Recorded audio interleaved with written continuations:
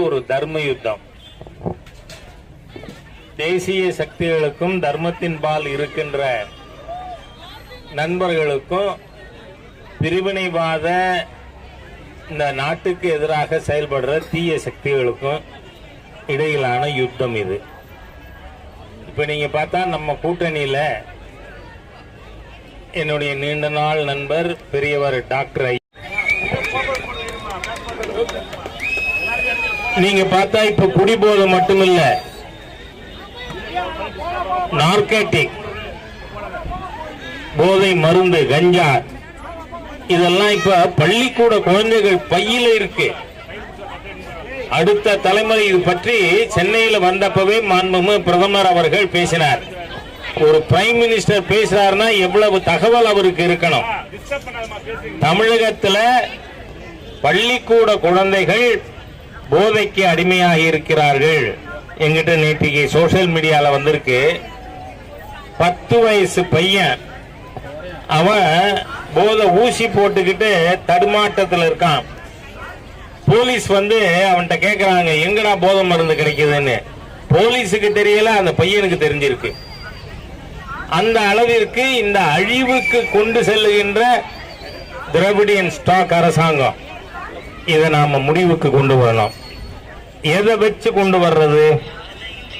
இந்த நாட்டினுடைய ஏழை எளிய மக்கள், அது எதுல அனௌன்ஸ்மெண்ட்? ஏழை எளிய மக்களுக்காக 10 ஆண்டுகளாக ஆட்சி செய்திருக்கின்ற திரு நரேந்திர மோடி அவர்களை நாம மீண்டும் பிரதமராக்கணும். நேற்றைய தினம் ஒரு ஆங்கில சேனலுடைய கருத்து கணிப்பு பிரதமர் பார்லிமெண்ட்ல பேசும்போது சொன்னார், இஸ் பார் 400 की पार, இந்த தடவை 400க்கு மேல்னு. நேற்றைய கருத்து கணிப்புல நம்ம தேசிய ஜனநாயக கூட்டணிக்கு 412 எம்பிக்கள் வெற்றி பெறுவார்கள்.